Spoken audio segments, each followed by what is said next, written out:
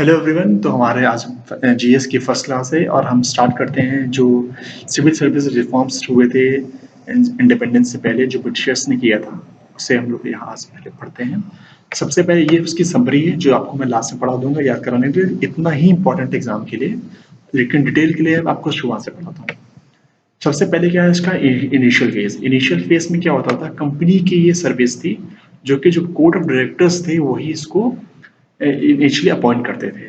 इस वक्त जो सिविल सर्वेंट्स हैं वो कमर्शियल एंड पॉलिटिकल एक्टिविटीज दोनों में ही इन्वॉल्व रहते थे। ठीक है, there was no distinction between the commercial and the political activities. Okay, next आता है जब वॉरेन हेस्टिंग आते हैं 1774 में, तो वो he was the first one to separate the administrative and the commercial activity, right? Then came Cornwallis, and Cornwallis is called the father of the civil services reforms. ठीक है, तो एसएससी या PCS में क्वेश्चन बनता है कि who is the father of the civil services, तो उसका आंसर हुआ कॉर्नवालिस। कॉर्नवालिस ने तीन काम किए मेजर, वो है he organise civil service reforms, secondly he did the Europeanization of the civil services, and third one that he excluded Indians from civil services. ठीक है, उसके बाद आता वेलेस्ली। वेलेस्ली ने इन लोगों के ट्रेनिंग के लिए एक ट्रेनिंग कॉलेज खोला था, उसका नाम था फोर्ट विलियम कॉलेज कैलकाटा में, लेकिन बाद में क्लोज कर दिया गया था। उसके बाद इसे लंदन में खोला गया था जिसका नाम था ईस्ट इंडिया कॉलेज।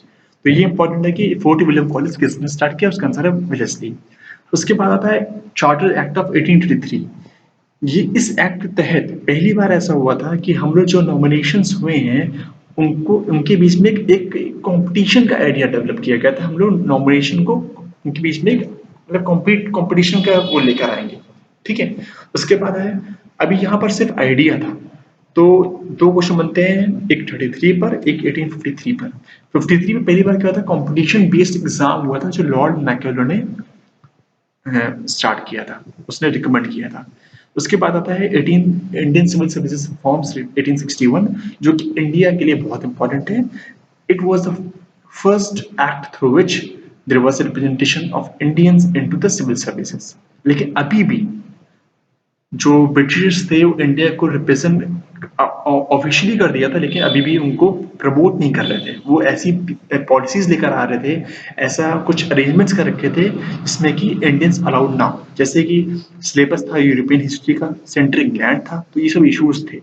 इसी चलते क्या हुआ था, एज इशू थे, है ना। तो यहाँ पर मैंने कुछ 1860 के टाइम पर जो इश्यूज आ रहे हैं, जैसे एज का इशू है, जैसे 1877 में 19 ईयर्स इसकी मैक्सिमम एज कर दी थी, इसकी यदि आप ऊपर हो तो आप ईयर ही नहीं हो सकते, ये लिटन ने किया था। तो ऐसा जो आप समझ सकते हो 19 ईयर्स में कौन क्वालिफाई करेगा। ठीक है, तो as attempts were made to exclude Indians from services, right. उसके बाद आता है 1870 में। 1876 में इंडियन एसोसिएशन बना था जिससे कि सूर्यनाथ एस.एन. बनर्जी ने स्टार्ट किया था। It was the first organisation which demanded civil services reforms and he was the first Indian to qualify the civil services examination in 1869। ये इंपॉर्टेंट है। ओके, उसके बाद है, उसके बाद 4 कमीशन बने थे। ठीक है, ये बहुत इंपॉर्टेंट है, इसका ऑर्डर आता है। वो क्या कमीशन है, सबसे पहले एचिशन कमीशन, राइट। उसके बाद एसिलेंटर कमीशन, उसके बाद ली कमीशन। तो इसका ऑर्डर आता है, इसका ऑर्डर कैसे आता है कि AIL एचिशन, A से एचिशन, I से एसिलेंटर, L से ली कमीशन। अब इसमें हुआ क्या, तो वो इंपॉर्टेंट है। एचिशन कमीशन में कुछ खास इंपॉर्टेंट नहीं है। एसिलेंटर कमीशन में क्या है, पहली बार ऐसा हुआ था कि जो एग्जाम्स होंगे वो इंडिया इंग्लैंड दोनों में होंगे, और पहली बार 1953 में इंडिया में एग्जाम हुआ आईएएस का, राइट। उसके बाद रेगुलरली हुआ। ठीक है, अब इसके चलते हुआ क्या कि 20 साल के अंदर ही 60% इंडियन सिविल सर्विसेज में आ गए। ठीक है, इसके बाद आता है ली कमीशन, आप इसे हटा दो, अभी 1869 है ये। उसके बाद था ली कमीशन। ली कमीशन के तहत पब्लिक सर्विस कमीशन बना।